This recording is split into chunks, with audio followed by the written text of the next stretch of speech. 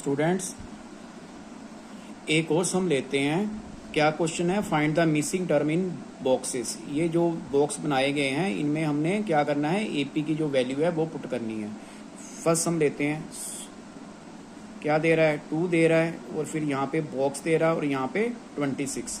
क्या करेंगे? बॉक्स की जगह पे हमने वैल्यू पुट करनी है। तो मैंने क्या किया, इसको कुछ भी रख लो, कोई नंबर रख लो। क्या रख लेते हैं? एक्स रख लेते हैं। लेट जो बॉक्स था वो मैंने किसके इक्वल रख दिया? एक्स के। अब हमने क्या करना है, इस एक्स की वैल्यू फाइंड करनी है। करेंगे कैसे? देखिए, सबसे पहले ये क्या होता है? A1, ये A2 और ये A3। सबसे पहले A1 का मतलब क्या होता है? First term. A equal to हमारे पास क्या आ गया? 2। ये 26 है। ये कितना है? A1 A2 A3, मतलब कि A3 की वैल्यू किसके इक्वल है? 26 के। A3 को हम लिखेंगे कैसे? हमारे पास जो स्टैंडर्ड फार्मूला होता है वो क्या होता है? AN का A प्लस N-1 और D।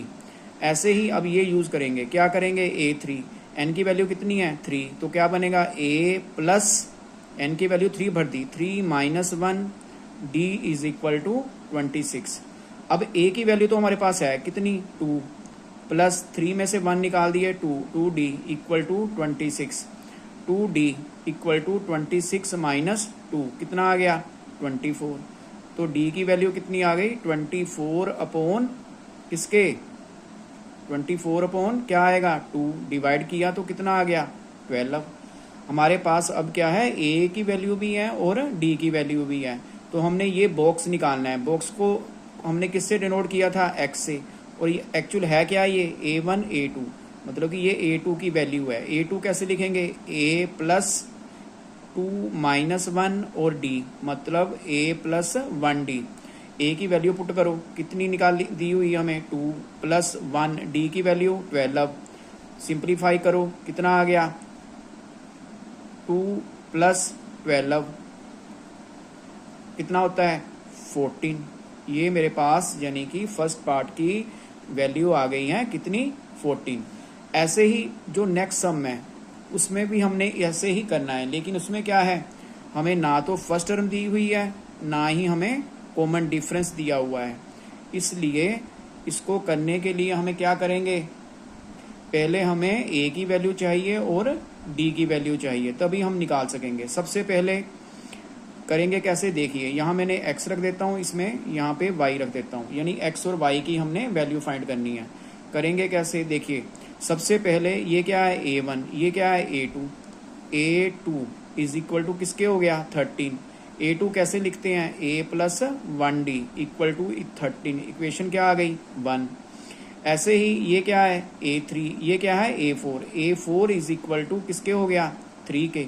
कैसे लिखेंगे? A प्लस 3 माइनस 1, 4 माइनस 1 मतलब क्या आ गया? 3D is equal to 3।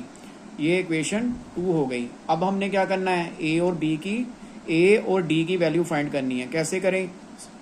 Solve करना है इक्वेशन को। कैसे करें? 1 माइनस 2 का लेते हैं। A से A कैंसिल हो जाएगा, ये 1D है, ये माइनस के 3D बन जाएगा। तो कितना आ गया? माइनस के 2D।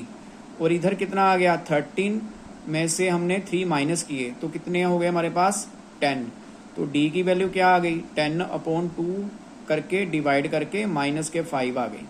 अब हमें किसकी वैल्यू चाहिए? First term. कैसे?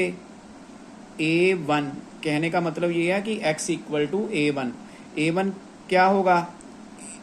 A, लेकिन हमारे पास A की वैल्यू है नहीं, तो कैसे निकालेंगे? D इक्वल टू -5 हुआ, इसको हम पुट करते हैं। पुट इन इक्वेशन 1 में भर दो।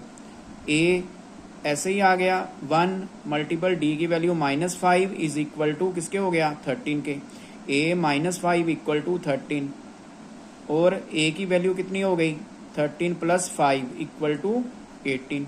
हमारे पास A की वैल्यू 18 आ गई है। अब मैंने क्या किया था? A की वैल्यू कितनी है? 18। ये मेरा फर्स्ट आंसर हो गया। अब हम क्या करेंगे, हमें चाहिए Y की वैल्यू।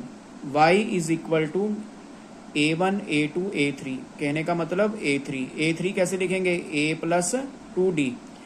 A की वैल्यू अभी निकाली 18 और 2 लिख के D की वैल्यू निकाली अभी हमने कितनी? -5। सिंप्लीफाई किया, 18 माइनस 10 इज इक्वल टू 8। ऐसे हमारी यहाँ पे x की वैल्यू कितनी आ गई 18 और y की वैल्यू कितनी आ गई 8। ये हमारा सम कंप्लीट।